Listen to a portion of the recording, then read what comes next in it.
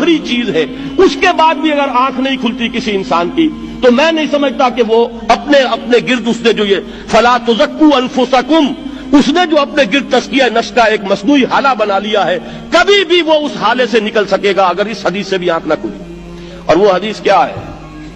مولانا اشرف علی تھانوی نے اس کو اپنے جو خطبات جمعہ ہیں ان میں نقل کیا ہے، بیہقی کی روایت ہے۔ اوحى اللہ عز وجل الى جبرائیل علیہ الصلوۃ والسلام ان اقلب مدینۃ کذا وکذا باہلھا،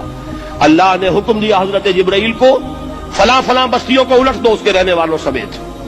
قال فقال، حضور نے فرمایا، اس پر حضرت جبرائیل نے عرض کیا بارگاہ خداوندی میں،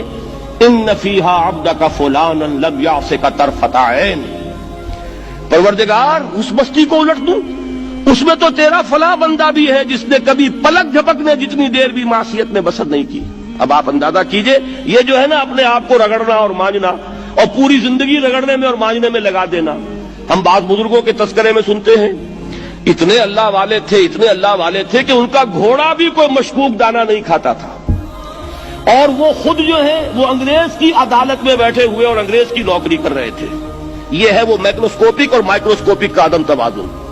طاغوت کی چاکری کر رہے ہیں، انگریز کی ملازمت کر رہے ہیں، انگریز کے قانون کی تنفیذ کے اندر اعلی کار بن رہے ہیں، لیکن ذاتی تقوی اور ذاتی نیکی اور ذاتی للہیت جو ہے اس کا معیار یہ ہے کہ ان کا گھوڑا بھی مشکوک چارہ اور مشکوک کھانا نہیں کھا سکتا۔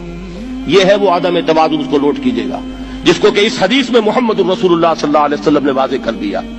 کہ حضرت جبرائیل عرض کرتے ہیں کہ اللہ فلاں بستی کو الٹ دوں،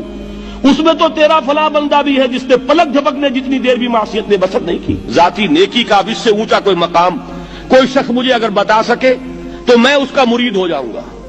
اس سے اونچا کوئی مقام ہوگا کہ آنکھ جھپکنے جتنی دیر بھی کسی نے معصیت میں بسر نہیں کی، ذاتی نیکی کی معراج۔ لیکن حکم کیا ہوا بارگاہ خداوندی سے؟ قال فقال، حضور نے فرمایا، اللہ تعالیٰ نے حکم دیا جبرائیل کو، اقلب علیہ وعلیہ، الٹو اس بستی کو، پہلے اس بدبخت پر پھر دوسروں پر۔ کیوں؟ فإن وجہہ لم یتمعر فی ساعۃ قط،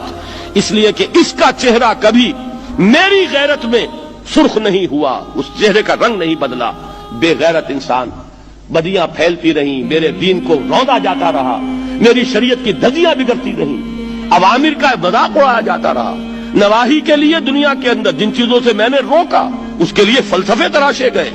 اور یہ لگا رہا مست رکھو ذکر و فکر صبح گاہی میں اسے، یہ سوائے ذاتی اپنے اس اصلاح کے اور ذاتی تقوی کے اور ذاتی نیکی کے اور ذاتی عبادت گزاری کے یہ میدان میں نہیں آیا، اس کا خون نہیں کھولا کبھی، اس کے چہرے کا رنگ متغیر نہیں ہوا، لہذا یہ دوہرا مجرم ہے۔ یہ ہے وہ تصور جو یہاں پر نوٹ کیجئے۔ ہاں اس کے یہ معنی بھی نہیں ہے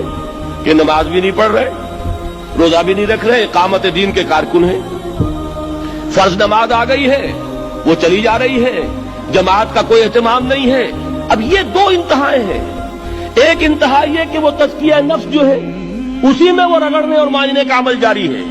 ایک یہ کہ اس کا سرے سے کوئی تعلق ہی نہیں، اپنی ذات سے بحث ہی نہیں۔ وہ کیفیت وہ ہو گئی ہے جو یہود کی آئی ہے قرآن مجید میں کہ تامرون الناس بالبر وتنسون انفسکم وانتم تتلون الکتاب، کیا تم لوگوں کو نیکی کا حکم دیتے اور اپنے آپ کو بھول جاتے ہو؟ یہ دوسری انتہا ہے۔ پھر وہی بات عرض کروں گا، وہی بال سے زیادہ باریک اور تلوار کی دھار سے زیادہ تیز راستہ ہے جس پہ چلنا ہوگا، کہ نہ یہ ہو کہ وہ مبالغہ ہو رہا ہو، اپنی ذاتی اصلاح میں تو مبالغہ کی حد تک آگے جا رہے ہیں، اور دوسرے یہ کہ اپنے دین کی تبلیغ و اشاعت، اقامت دین کی جد و جہد، اس کا کھانا ہی نہیں کھولا زندگی میں، وہ کھاتا ہی نہیں کھلا ہے۔ یہ ایک انتہا ہے۔ دوسری انتہا یہ ہے کہ انسان یہ سمجھے اپنے آپ کو کہ میں تو مجاہد فی سبیل اللہ اور دین کا کارکن اور دین کا میں اللہ کے دین کو قائم کرنے کی جد و جہد کرنے والا ہوں، جبکہ